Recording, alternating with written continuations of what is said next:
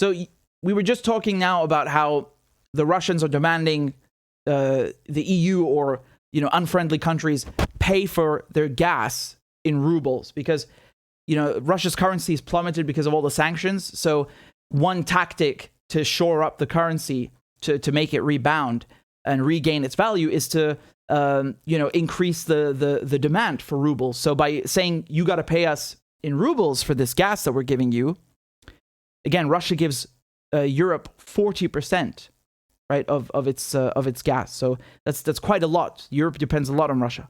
So by imposing this rule, the Europeans would have to rush and buy rubles, and it's not just a few pennies. We're talking between 200 to 800 million euros per day. So that would shore up the currency, and just by announcing that this is Russia's demand, just by saying we want you to pay us in rubles now, the value went up. At the same time, gas prices also went up 21% in Amsterdam. Just last week when Putin announced it, and in 2 days, that's the deadline for the Russian central bank and the Gazprom, the state gas company, the state-owned gas company, to give Putin the plan on how to make these payments come through in rubles. And G7, the Europeans are saying, no, we're not going to pay for it. And Russia's saying, well, if you don't, we're going to turn off the gas.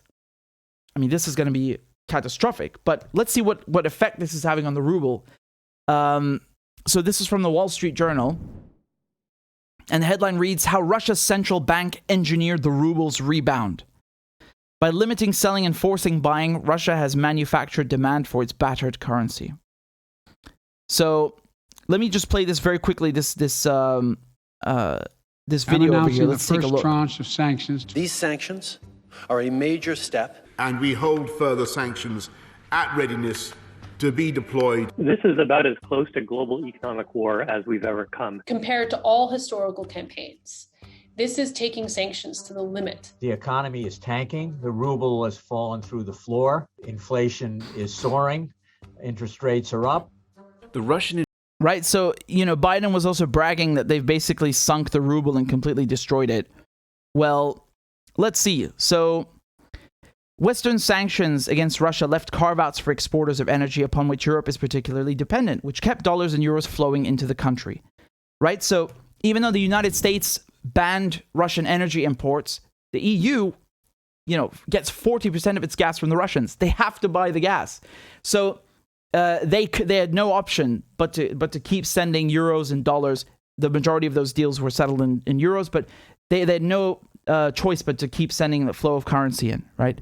So Russia ordered those exporters to sell 80% of their foreign currency revenues and buy rubles, helping the currency appreciate, right? So if you are in Russia and your company, earns most of its money in foreign currency, dollars, euros, you have to sell that and convert it to rubles because then you're buying rubles, right? And that drives up the value of the currency.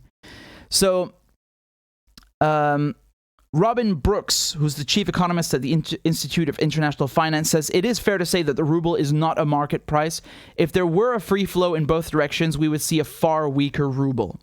Now, Putin, as we said, he wants them to pay for rubles with gas. Wants to pay for gas with rubles. There's going to be a lot of gas and a lot of rubles either way. And that would reverse the current flow of money, making sanctioning nations support Russia's currency and ensuring that all funds from energy sales support its value. Right? This is very smart. And they say that such a move is unlikely, but it signals Russia's desire to boost demand for the ruble. Well, we'll see. I don't know if it's unlikely. If the Europeans don't do it, they're stupid. We'll see if they blink. I cannot imagine what would happen if they say no. It's going to be a disaster. So they're saying that hundreds of companies have announced withdrawal from Russia, meaning imports are likely to contract, yes. At the same time, Russia is continuing to sell its oil, meaning exports and money gained from those will more than make up for the money necessary for imports. Here we go. Oil prices above $100 a barrel are also adding a boost to the revenue, even as Moscow's inventories trade at a discount. So this is exactly what I was talking about. It's that they've sanctioned Russia with everything else, but its main export, one of its main exports, oil, is not only still on the table. Russia's not only still able to sell that to Europe and others, but also the price has gone up. So Russia's making back the losses through the higher oil prices, right? It's kind of a catch-22. The idea is like, oh, we're going to punish the Russians by sanctioning them, but we're still going to buy oil. Yeah, okay, but you've just driven up the price of oil by sanctioning them, so they're making back some of that money. I don't think in total, but a good chunk. And even when Russia, as they're pointing out, is selling oil to India at a discount, which is what they've done, right? India consumes 4 to 5 million barrels per day. Correct me if I'm wrong. So my point is that the 3 million barrels they bought from the Russians, it's not, a whole lot, but it's the principle that they said, we're not going to listen to the U.S. threat of sanctions. We're going to keep trading with Russia. And they got it at a discount. And it was in rupees and rubles. Win-win. So even by selling it at a discount, because the prices have gone up, Russia's still making bank, right, in a sense. So they say the imbalance could strengthen the ruble, though it doesn't make Russia's economy any stronger. Right. So, at best, it stays where it is or stagnates if everything goes well in terms of making up those costs, right? So there's so much stuff you're not allowed to buy or sell. The ruble could strengthen a lot from here, and it wouldn't mean anything. After the war broke out, the ruble market split to have one value within Russia and another on international markets. In onshore trading, Russia's currency was valued at 94 rubles to the dollar on Monday, while it traded at 98 in international markets. The gap has narrowed from early March. Russian banks offered slightly fewer rubles for customers' dollars than the Moscow exchange on Monday. Sberbank offered about 89 rubles for a dollar, while the Russian website of Austria's Raiffeisenbank quoted 86. Many Western banks are no longer providing electronic quotes to buy and sell the ruble. Clients instead must call up the bank and ask if it's willing to process a trade and at what rate. Banks that are worried about running afoul of Western sanctions are having to clear every ruble transaction with their legal and compliance departments. Right, so that's how you isolate Russia. You get the banks scared of being fined and so on, right? European countries have announced plans to shift away from Russian energy in the coming years, which will also weaken the ruble over the long term. Again, I think that, yes, perhaps down the line, that would have some sort of effect, but this is really being optimistic now. We were talking about how will the Europeans get LNG, liquefied natural gas. You need terminals to process it, to offload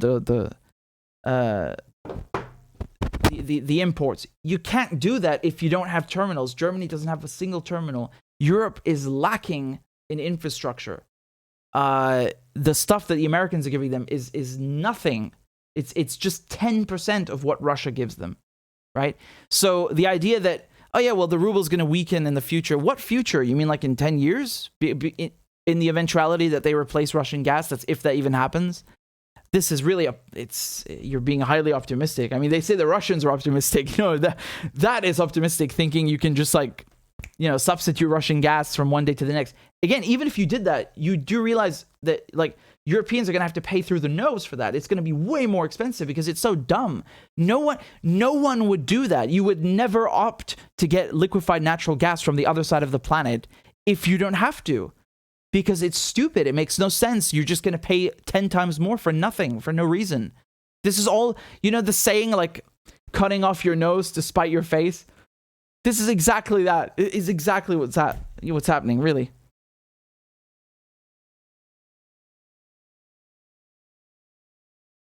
So,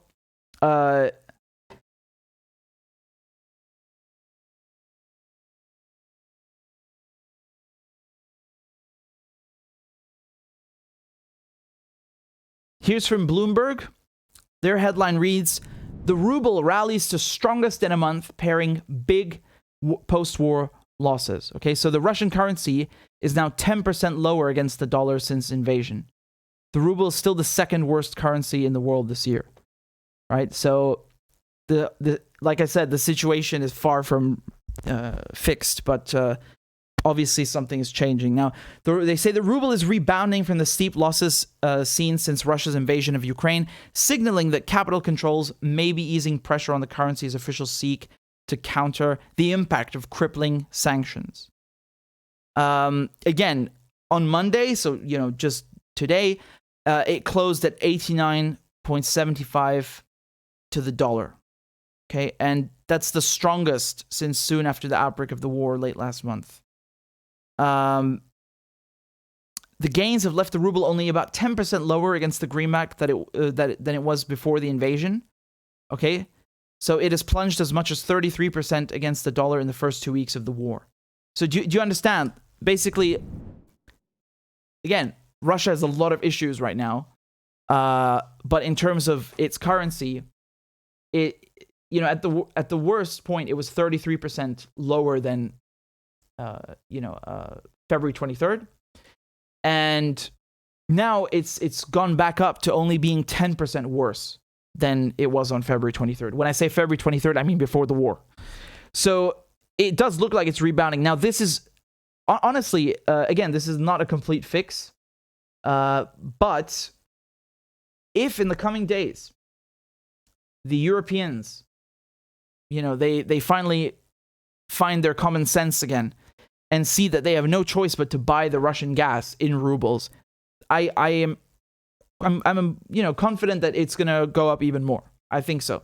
Because just the notion of the Russians demanding this has helped the currency up a bit. Of course, there are other things, as we were talking about, people making their money in dollars have to sell 80% of that to buy rubles. The price of oil has gone up and so on. Yes, there are many factors, but I think that is going to help the Russians a bit. For how long? I don't know. At the same time, if the Europeans say, no, we're not going to pay for the gas in rubles, well, yeah, I think the ruble is going to get screwed. But so will the Europeans, because they have no reserves, no gas reserves. I mean, they'll be gone in a month, give or take. They'll have no electricity, have no bloody gas. I mean, this is a disaster, honestly. No heating. It's going to be a real disaster. Now, okay, we're in spring. Depends where you are in Europe when you talk about spring. Most places are still cold. But my point is that even if you discount the Europeans freezing their butts off, again, you still have the problem of electricity. Not every country in Europe has nuclear power plants. Europe is still heavily reliant on Russian gas for electricity. So this is going to create all sorts of problems, man. I'm telling you. Let me explain something. Even just the idea that there is going to be a shortage will drive the prices up so bad that even if there doesn't end up being a shortage, like for some reason there's peace and love in the world, you will have people losing their jobs, people, in industries, companies shutting down because they cannot afford to continue operating. Do you understand? In all sectors, in agriculture, in industry, in the service sector. So just this fear of crap, we got no more gas in Europe. That is going to cause a disaster. Even if, let's say, after a month or 6 months, the situation is fixed and Russia's sending back gas and blah, blah, blah. Do you understand? So this is it's a dangerous game. They're playing with fire. This could have really long-lasting effects, and I think it's so stupid. Basically, what Europe is doing now is trying to play tough guy with Russia just to please the Americans. The Americans cannot help Europe. They cannot give an alternative. They're giving pennies, scraps is really what I mean to say. The gas they're providing is 15 billion cubic meters. 15. Russia gives Europe 115, right? So 115 versus 15 billion cubic meters. I mean, this is, it's like 10%. It's not even comparable. I really don't understand what's going on. What are they doing? What are they doing? Like, again, whatever you think of Russia, like, go ahead. You can have whatever opinion you want about Russia. I don't care. I'm just saying from an economical, logistical viewpoint, this is very dangerous to say, no, we're just not going to pay for it. Are you stupid? Like, it's all a question of pride now. The Europeans are not going to lose that much money converting it to rubles. It's just pride. They just want to play tough guy with the Russians. That's it. That's it. and to please the Americans, of course. You could also argue that the Europeans are not running the show. The Americans are. Sure, you could argue that. But you see how stupid this is. It's not good. And honestly, there are countries in Europe, for example, the UK. Remember, the UK is not in the European Union, but it's still in Europe. It gets barely anything from Russia. So like almost no energy whatsoever. I think it's sort of like the US. The US gets about 3% of its crude from Russia, which again is nothing, small, but still it's less than others. And of course, in terms of gas and oil, the Britain gets almost nothing, right? But once again, you have to understand that this is going to cause reverberations in many ways. It's just because you as a country, just because we don't get gas in England from the Russians, it doesn't mean that Russia turning off the valves is not going to impact England. It will. It will impact the whole world economy because everything is going to go to shit. When you look at world economics, you have the la triade, right? The triad. I don't think that's the economic term in English, but I learned it in French. So, the la triade is basically you have the three main financial centers in the world is Japan, the United States, and Europe. And this is the flow of capital, right? If you mess with the European Union or the European continent, let's say, you are going to impact everything else.